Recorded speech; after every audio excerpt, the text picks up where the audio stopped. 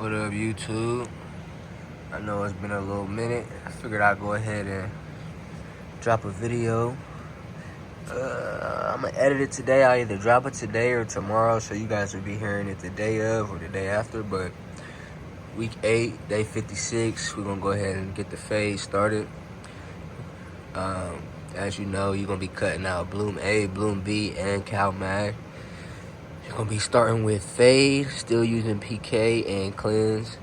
So fade is going to be 10 milliliters per gallon, followed by PK, which is 12 milliliters per gallon, followed by cleanse, which I do at 3 milliliters per gallon. So I'm going to be doing 9 milliliters in my whole reservoir. Just want to kind of show you guys that. About to get it started here. I'll let you guys watch me get these, not watch me, but mix these up together, and then we can go from there. Be right back. Also, I wanted to show you guys, I picked up this cool syringe. Basically, you just turn it to whichever, amount, and it only lets you get that amount. So say you want to do 5 milliliters, and the lines faded away or wherever on side your other syringe, like this, where they fade away. You see what I'm saying? At least with this, you're gonna get the right amount, because it only, so say it's on 2.5, it'll only let you pull up to 2.5. See what I'm saying? Put it back down, you go to 5, it'll only let you pull up to 5. It's amazing. They should make bigger ones, but this is dope. This is cool. So, back. This is the last 10 milliliter syringe of fade. So I've added 20 milliliters so far. This will be 30 altogether, which is 10 milliliters per gallon. Once you switch to fade, I'm doing 3 gallons. So it's 30 milliliters altogether. So I've added that. And I wanted to make sure that when I did it, I kept checking my ppm. So I started at 300 parts per million with my tap water, 7.76 pH. We now at a 690 parts per million.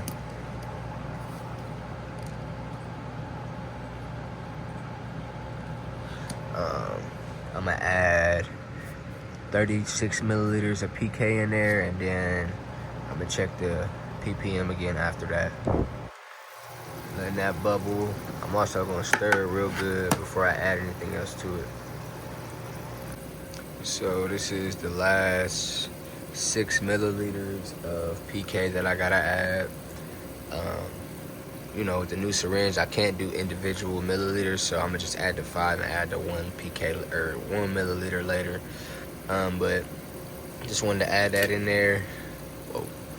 Kind of let you guys see kind of where the ppm goes after adding PK in there. Give me 1 second.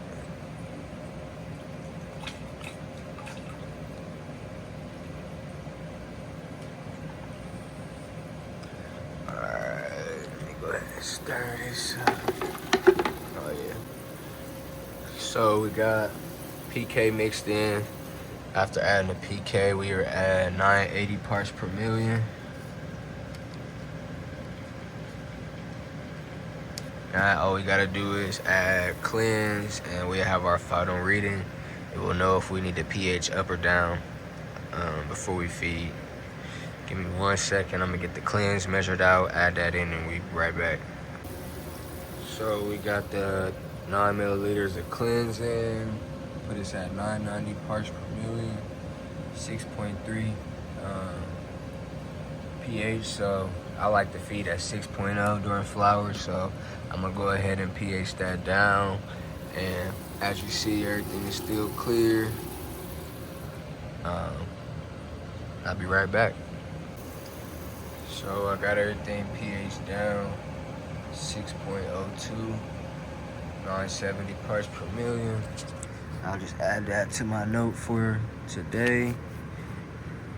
We got to pH, which will probably change a little bit as it sits and aerates, you know, and settles. We got 70 parts per million. Our EC is a 1.96. Yep, and that's pretty much it for Flower Zone 2, which is our latest plant to flower. So as you can see here, getting towards the end. I did check trichromes. I still don't have any amber, so that's what made me go ahead and start the fade. I mean, it is only day 56. I want to push them like 65, 70 days, just to see if there's a different, you know, effect from the cannabinoids and stuff like that. The flavor and everything was amazing last time. And the 328s, the G63, are, you know, just flowering a little bit slower than the Ed's Candy and the Frosted Donuts. So I'm like, let me give them more time to finish up. So I'm assuming like 9-10 weeks, if that, at the latest. But as you see here in the middle, G63, that is pheno number 2, is flowering faster than number 1, pheno number 1. Pheno number 1 is a rat also. If you notice, I got it up off the ground just so it can, you know, kind of even out the canopy, but it eventually shot up even more. So I've lowered it even more since, but just wanted to show you guys kind of what's going on before I go in here and water. I know it's been a little minute. Then we have our next round, which this is zone 1. Whenever you hear me reference zone 1, whenever I'm mixing nutrients or in the notebook. So zone 1 is up under the new light, which is the Vivo Sun 6500 LED,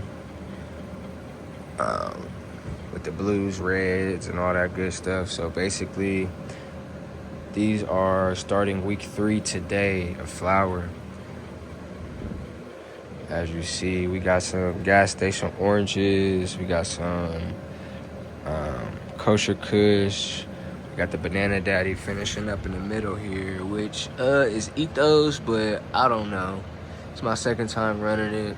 First time was a little bit better, but you know, we'll see. And then we got some ice cream cakes in here also. Same S1 from Seed Junkie that I used. Well, I didn't personally use, but my uncle used to make the EC with the Frosted Donuts. So yeah, other than that, just wanted to get you guys kind of an update. Everything looking good. Just some purple stems. I know that's how I know there's some deficiencies in a few of the plants. Some of them are starting to clear up a little bit. As you see, it's going green in the new growth. And then some are just, it's all the way through the stems of the leaves and everything.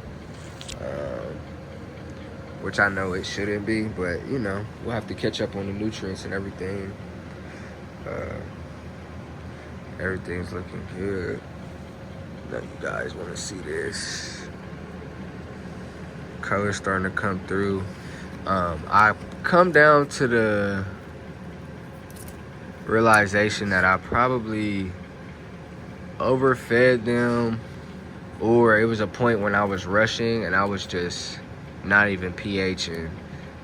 And I feel like that's what caused this heavy crisping and oranging of the leaves. Maybe CalMag, but I'm about to just flush it, get it out. It also happened with the EC in the back there. I hope it doesn't affect the flavor or anything like that.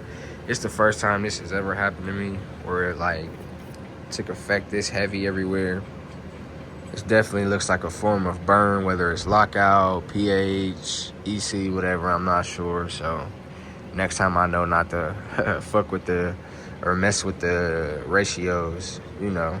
Unless I'm gonna be watering it in here more often to make sure it doesn't, you know, like burn the plants or anything like that.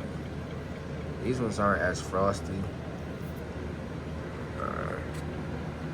I feel like they'll still do good. flavor. You know.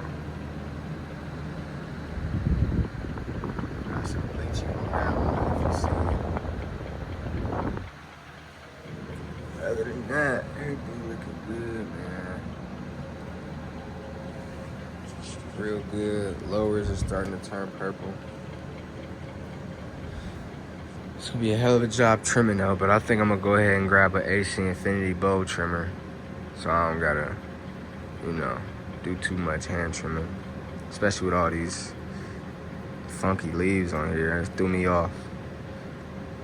But I know not to ever do that again with my baby. So far the light, it's amazing. It's a lot brighter. It feels the tint a lot more. I did notice the stretch, but it also helped calm the stretch, I feel like slow it down maybe. If that makes any sense. Like that GSO, oh my God, you can smell that mug